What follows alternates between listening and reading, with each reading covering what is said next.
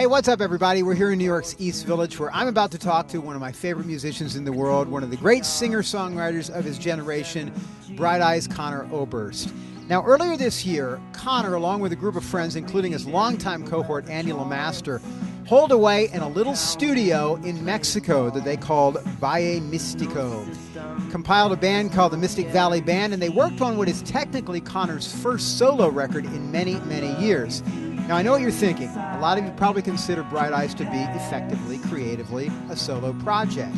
So what is the difference between a Conor Oberst solo record and a Bright Eyes record? Well, we're about to find out. Here inside, I know it's something of an obvious choice, but a Mexican restaurant here in the village called La Palapa. The wilderness, some drink cosmopolitan. How did you end up sort of gravitating to Mexico for this record? Well, the one thing I knew for sure was I didn't want to do it in a studio. I wanted it to be in a house or somewhere more casual, and was looking at places in the States and just everywhere. And some friends that live in Cuernavaca, which is near to the town that we were in, found this. Basically, it was a hotel with like 4 little houses, kind of villa set up, and we were able to rent the whole place and talk to the owner, and he was okay with us playing music, which was, you know, the main concern, obviously. And it just worked out perfectly. Like, the more I learned about the place, you know, the more excited I was to go there. I've been to Mexico, and we'd made, you know, Raz had played there. We'd made friends with some people down there, so just kind of stars aligned. And it was So when you went great. there, did you know it was going to be for the duration, you know, of making the record? Yeah, I mean, that was my hope. We set aside, I guess it was 5 weeks, and flew all the equipment from our various places up here. I have a studio, me and Mike in Omaha, and then Andy LeMaster, who engineered it, has a studio in Athens, Georgia. And so we kind of piecemealed some equipment together and shipped it down and set it up. And so I guess you guys kind of took over this hotel space, or? Yeah, there's, like I said, there's 4 little houses, and we turned one into the studio, and then lived in the others. So where did this name Valle Mystico or Mystic Valley come from? That's the name of the place, okay. that we rented. So it's sort of the logical choice. Is there a reason for that name? Is there some mystic quality to the area? Or? Yeah, the town's sort of renowned for, I guess, UFO sightings is what most people bring up when you, like when we would tell people in Mexico City that we were recording there. That's what first thing everyone wanted to talk about. Like, have you seen any omnis? Is what they call the aliens down there. So, which I unfortunately didn't. No such so I was looking every night, but. And there's also a pyramid there, so that's kind of, it's always a little bit of, I think, energy centers when you see those, the pyramids, I think. You mentioned Andy, who obviously you've known for a long time, worked with off and on. And I met for the first time last year on the Bright Eyes tour when you guys were through here. But it seems like his role has been sort of stepped up in this, on this record, right? Yeah, he's helped on various Bright Eyes records, and, you know, we've been friends since we were teenagers, like playing in bands together. And but yeah, this is the first, you know, the main difference between this and, I guess the reason it's not called Bright Eyes is because Mike Mogus he didn't play on the record, and I, you know, I didn't feel right calling it that without him playing on it. So yeah, Andy kind of handled all the logistics and the band that you put together, I mean, was it local musicians or people? Or? No, it was just friends of mine that I asked specifically to come down there and play on the record. And people we would know, or Jason, who Bozell, who's in Riley Kiley, the drummer.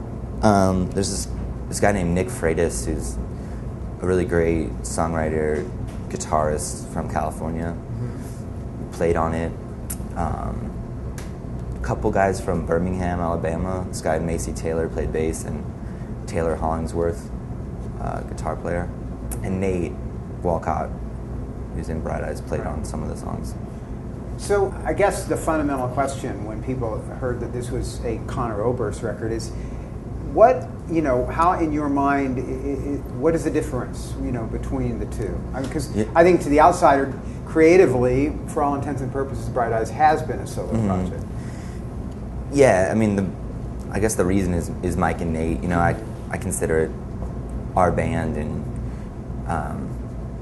that evolved over the years. I mean, the idea of it being a solo project, I think, comes from, a bio that was written after like the first record in '98 that because of laziness we never corrected or cared to really address. Yeah. But I mean, in reality, probably since you played live in different configurations. Yeah, that's true. But pretty much since, I would say, like Lifted Time, which was like 2002, it's more or less been the three of us on virtually every tour and definitely every recording. So that's, in my mind, it turned into a band somewhere along the way. And I remember the release for Casadega sort of reinforcing that point, that this is effectively a trio. Yeah.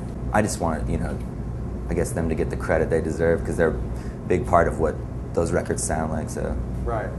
And maybe as much of a surprise to some people is to see you releasing a record on something other than Saddle Creek. How did this merge thing come about?